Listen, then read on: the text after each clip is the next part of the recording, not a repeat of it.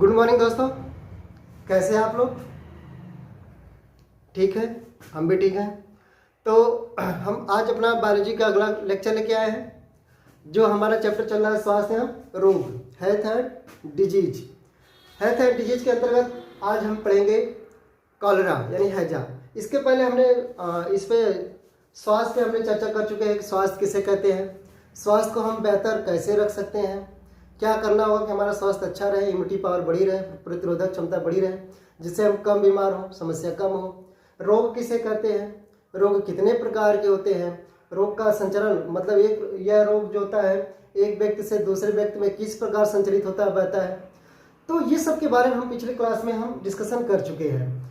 और यहाँ तक कि हमने पिछली क्लास में टाइफाइड यानी मियादी बुखार के बारे में भी अध्ययन किया, या उसे हम क्या कहते हैं, मोती झरा भी कहते हैं। तो इस तरह के आज का जो हमारा टॉपिक होगा हैजा या कॉलरा।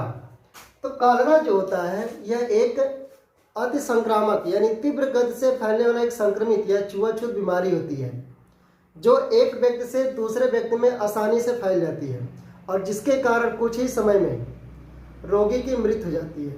अगर देखा जाए तो अगर प्रतिवर्ष देखा जाए भारत में लगभग लाखों लोग इस रोग से पीड़ित होते हैं। और यह रोग जो मुख्यतः होता है जो जहाँ पे गंदी एरिया होती है, इस स्लम एरिया में अधिक पाया जाता है। कैसे एरिया में? स्लम एरिया में, यानी जो गंदी बस्तियाँ वगैरह होती हैं उस क्षेत्र में अधिक पाए जाते हैं।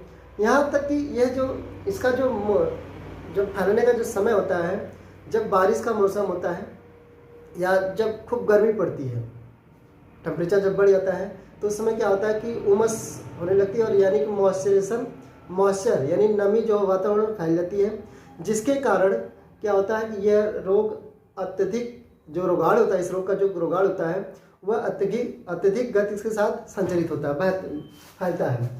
तो अगर हम बात करें कॉलरा की, तो कॉलरा क्या है? एक तीव्र गति से फैलने वाला क्या है? संक्रामक बीमारी है।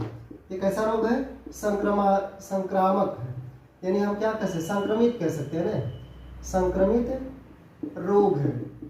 कैसा रोग है? संक्रमित यानी छुआछूत का बीमारी है, जो एक व्यक्ति से दूसरे व्यक्ति में आसानी से फैल जाता है। और ये जो रोग होता है यह एक जीवाणु है।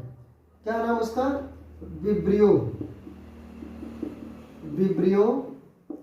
कॉलेरी नामक जो होता है जीवाणु होता है। क्या है? नामक जीवाणु। ठीक, तो ये जो रोगाणु जो है जिसके द्वारा ये रोग उत्पन्न होता है उस जीवाणु क्या नाम है? Vibrio cholerae. क्या नाम उसका है? यहाँ पे हम बात करेंगे इसका, विब्रियो कॉलेरी नामक जीवाणु होता है। और ये जो जीवाणु होता है एक व्यक्ति से, या हम कह सकते हैं सामान्यतः यह है दूषित भोजन, यानी हम कह सकते हैं कंटामिनेटेड फूड एंड दूषित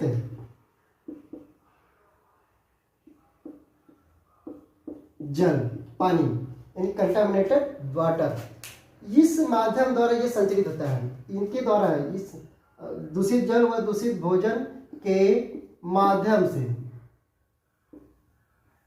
से संचरित होता है, यानी पूरे फैलता है, एक व्यक्ति से दूसरे व्यक्ति में क्या होता है?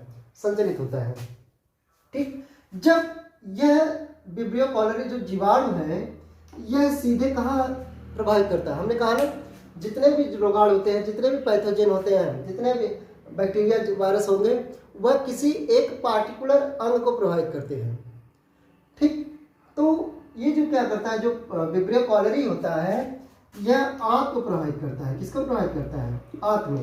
जब हमारे इंटेस्टाइन में ये पहुंचता है तो एक प्रकार का विष पदार्थ उत्पन्न करता है। यह जो वायरस होता है जिसे हम क्या कहते हैं? टॉक्सिक यानी जीव विष कहा जाता है। क्या कहता है? जीव यानी सूक्ष्म जीवों द्वारा उत्पन्न विष, वायरस जहर, विष मतलब जहर होता है, को उत्पन्न करे उसे हम क्या कहते हैं? जीव विष, टॉक्सिक।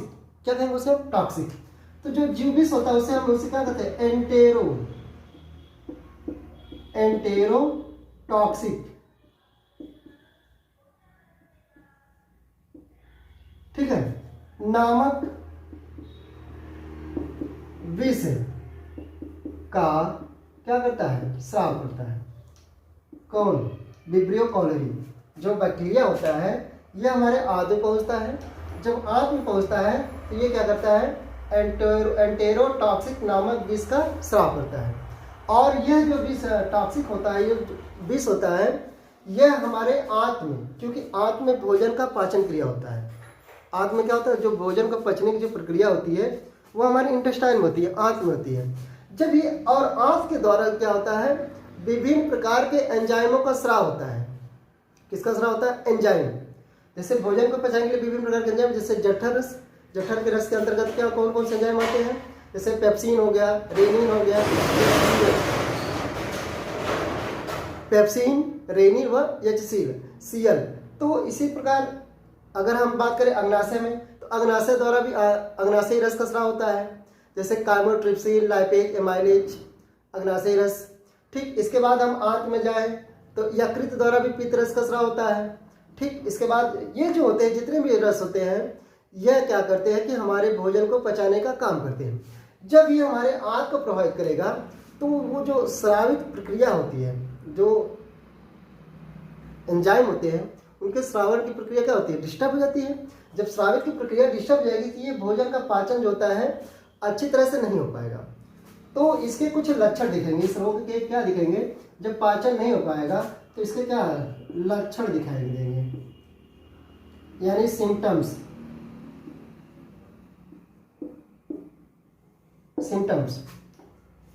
तो अगर हम सिम्टम्स की बात करें तो क्या क्या सिम्टम दिखेगा, तो पहले क्या होगा, कब्ज बनेगा, यानी कॉन्स्टिपेशन बनेगा। क्या बनेगा, कब्ज बनेगा। इसके बाद जब कब्ज बनेगा, गुड़गुड़ाहट होगी। उसके कुछ समय बाद क्या होगा, उल्टी होगी, जी मिचलाएगा, मुंह से पानी, मुंह में जैसे पानी का स्राव होगा हल्का फुल्का। तो इस तरह से जैसे जी मिचला नहीं करते हैं तो उस तरह की समस्या होगी। फिर बाद में उल्टी होने लगेगी, उल्टी बहुत मतलब हाईली तेजी से होगी और एकदम पानी की तरह होगी। और यहाँ पे दस्त भी इसी प्रकार होगा, उल्टी व दस्त बहुत भयानक रूप से, एकदम पतला पानी की तरह दस्त होगा और पानी की तरह उल्टी हो जाएगी। तो जब पानी की तरह दस्त और उल्टी होगा तो जाहिर सी बात होता है कि हमारे शरीर में अगर देखा जाए तो शरीर में कितने प्रतिशत जल होता है, शरीर में 70% लगभग जल होता है। हमारे शरीर में कितने प्रतिशत जल होता है, 70%। जब उल्टी और दस्त तेजी से होंगे, कई बार होंगे, रिपीटेड होगा, कई बार होगा, तो हमारे शरीर में पानी की क्या हो जाती है, कमी हो जाती है। जब शरीर में पानी की कमी हो जाएगी तो क्या हो जाएगा, निर्जलीकरण हो जाता है। निर्जलीकरण यानी इसे बोलते हैं डिहाइड्रेशन। क्या कहते हैं बेटा, डिहाइड्रेशन हो जाता है। जब डिहाइड्रेशन हो जाएगा तो जाहिर सी बात है कि जो हमारा ब्लड होता है, ब्लड में लगभग 80 से 85% क्या होता है, जल होता है। अगर हम प्लाज्मा में बात करें तो प्लाज्मा में 90 से 92% होता है। लेकिन अगर हम सामान्यतः बात करें तो जो हमारे ब्लड होता है उसमें जल की मात्रा कितनी होती है, 80 से 85% होती है। तो जब जल में पानी की कमी होगी तो रुधिर जो होगा, जो हमारा रुधिर होगा वो गाढ़ा होगा। भाई पानी जब कम होगा शरीर में, रुधिर में, तो रुधिर क्या होगा, गाढ़ा होगा। जब गाढ़ा होगा तो उसकी गति क्या होगी, रुधिर वाहिनियों में रुधिर की गति क्या होगी, धीमी होगी। यानी जिस गति से रुधिर चलना चाहिए उस गति से रुधिर गति नहीं करेगा। तो इसके मतलब क्या होगा कि हमारा जो बीपी हो जाएगा, ब्लड प्रेशर क्या हो जाएगा, कम हो जाएगा। यानी बीपी क्या हो जाएगी, कम हो जाएगी। बीपी क्या हो जाएगी, कम हो जाएगी। अच्छा, जब ब्लड प्रेशर कम हो जाएगा, गति भी कम होगी और प्रेशर भी कम होगा। तो जब कम हो जाएगा तो ये जो हमारा ब्लड होता है, यह पोषक तत्वों को, ऑक्सीजन और जो हम पोषक लेते हैं, पोषक तत्व होते हैं, उन्हें कोशिकाओं में पहुंचाने का काम करता है। ऑक्सीजन को भी पहुंचाता है। अगर हम हीमोग्लोबिन की बात करें तो हीमोग्लोबिन का जो मुख्य कार्य होता है ऑक्सीजन व कार्बन डाइऑक्साइड का परिवहन करना। तो ये फेफड़े से ऑक्सीजन लेता है और शरीर के विभिन्न भागों में कोशिकाओं में पहुंचाता है। तो जब ये क्या करेगा कि जब इसकी गति कम होगी तो रुधिर वाहिनियों की गति भी जब कम हो जाएगी तो पर्याप्त मात्रा में कोशिकाओं में भोजन और ऑक्सीजन नहीं पहुंच पाएगा। जब भोजन और ऑक्सीजन नहीं पहुंच पाएगा तो आपको पता है कि जो कोशिका में माइटोकॉन्ड्रिया होता है उसमें ऑक्सीकरण की प्रक्रिया होती है। ये है ग्लूकोज प्लस 6O2। जब ये प्रक्रिया होती है, ऑक्सीकरण या दहन क्रिया होती है, यहाँ पे क्या बनता है, 6CO2 बनता है प्लस H2O बनता है, 6H2O प्लस ऊर्जा मुक्त होती है। क्या मुक्त होती है भैया, ऊर्जा। पर्याप्त मात्रा में ऊर्जा, तो यहाँ पे जब इस ऑक्सीजन नहीं पहुँच पाएगा तो ये ऑक्सीकरण क्रिया नहीं होगी, तो उस समय क्या होगा, हमारे शरीर में ऊर्जा की क्या होने लगेगी, कमी होने लगेगी। जब ऊर्जा की कमी होगी भैया, तो जाहिर सी बात है कि हमको कैसा फील होगा, कमजोरी फील होगी। एकदम सही बात कर रहे हैं भैया, क्या फील होगी, कमजोरी, वीकनेस आएगा। जब वीकनेस होगा तो आपको अगर चलने के लिए कह देगा, आपको क्या आएगा, चक्कर आएगा, वर्टिगो, क्या आएगा, हाँ नाजिया फ्लेजिया होता है ना, वो समस्या हो जाएगी, चक्कर आएगा। ठीक, और कुछ समय बाद धीरे धीरे और आगे चलेंगे तो जब ऑक्सीजन नहीं पहुंचेगा तो यहाँ पे क्या होगा, श्वसन संबंधी समस्या हो जाएगी, यानी सांस लेने में क्या होगा, दिक्कत होगी। सांस लेने में क्या होगी, आदमी तेज है, सांस भी लेता है। ठीक, तो कमजोरी, चक्कर आना, सांस, ठीक, तो वीकनेस हो गया। तो ये सब क्या होती है, तो अगर इस कंडीशन में हम तुरंत चिकित्सक के पास यानी डॉक्टर के पास नहीं गए तो यहाँ पे क्या होता है कि और भी इलेक्ट्रोलाइट की भी समस्या है, इलेक्ट्रोलाइट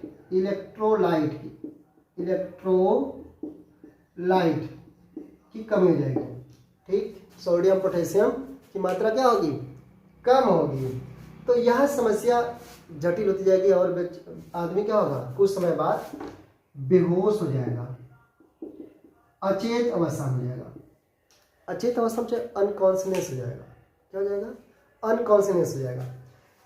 ठीक, तो हम कहा कि अगर ये इसको अगर हम पानी नहीं दिए, एनर्जी नहीं दिए और इस प्रक्रिया को नहीं पूरा किए तो क्या हो जाएगा कि एक समय ऐसा आएगा कि ब्लड क्या हो जाएगा, जब पानी की कमी होती चलेगी, उल्टी होती जाएगी तो ब्लड क्या हो जाएगा, क्लॉट कर जाएगा, ब्लड जम जाएगा, और जब ब्लड जम जाएगा तो फिर समझ लीजिए कि व्यक्ति क्या हो जाएगा, निपट लेगा, यानी व्यक्ति डेड कर जाएगा।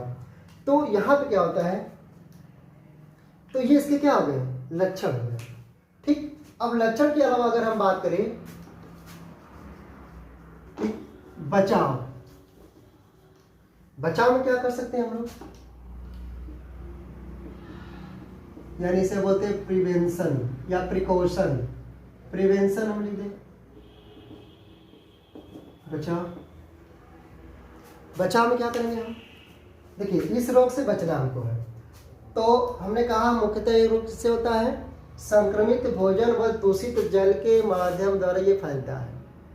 ठीक, संक्रमित भोजन, अगर सपोज दैट आप मानिए, समझिए, थोड़ा सा अपने माइंड पे दबाव डालिए कि मान लीजिए कि किसी एक बच्चे को कॉलरा हो गया है और उल्टी दस्त वो कर रहा है, क्या कर रहा है, उल्टी और दस्त कर रहा है, तो जब वहाँ पे वॉमिटिंग हो रहा है और डायरिया है तो दस्त हो रहा है, तो वहाँ पे क्या होगा कि जहाँ पे करेगा वहाँ पे मक्खियाँ भिनभिनाएंगी, बहुत सारी मक्खियाँ बैठेंगी, मक्खियाँ तो होती है हर जगह, वो जब बैठेंगे, माने यहाँ पे लड़का दस्त कर रहा है, वो बैठ रही है उस पर, और थोड़ी दूर पे बगल में कोई लड़का खाना खा रहा है, कोई बच्चा खाना खा रहा है, तो जाहिर सी बात है जब मक्खियाँ यहाँ बैठेंगी तो उल्टी पर से या दस्त पर से उड़ के कहाँ जाएंगे, उसके खाने पे बैठेंगी, हाथ पे बैठेंगे, उसके मुंह पे भी बैठेंगी। तो जब वो खाएगा तो जब यहाँ पे मक्खियाँ बैठती है तो उनके पैरों में, पंखों में क्या होता है, जो बैक्टीरिया होता है ये विब्रियो कॉलरी, वो चिपक जाता है, क्या करता है, चिपक जाता है। तो जब चिपक जाएगा तो वो जाके फिर वहाँ बैठे तो वहाँ पे उनके खानों पे चिपक जाएगा, तो जब वो खाएगा तो वो अंदर पहुँचेगा, हमारे यहाँ तक पहुँचेगा, वो मल्टीप्लाई करेगा, फिर वो अपनी संख्या बढ़ाएगा, उसे भी प्रभावित करेगा। तो इस तरह से क्या होगा, ये तेज तीव्र से एक व्यक्ति से दूसरे व्यक्ति में संचरित होता है। ठीक, तो इसके बचाव क्या है कि अगर हमको बचाव में करना है कि सबसे पहले भोजन जो हमें लेना है, भोजन को हमेशा ताज़ा लेना चाहिए। भोजन कैसा ना, ताज़ा भोजन लेना चाहिए। ताज़ा भोजन का मतलब ताज़ा बना और गरम गरम हो, कैसा हो, ताज़ा और गरम भोजन लेना चाहिए ना। ठीक, अगर भोजन बना के रख भी दिए तो उसको अच्छी तरह से ढक कर रखें, व्यवस्थित रखें, फ्रिज में रख दें, ताकि उस पर उसे खुला ना रखें। अगर खुला रखेंगे तो उससे मक्खियाँ जाके बैठेंगी, ठीक है, समस्या होगी।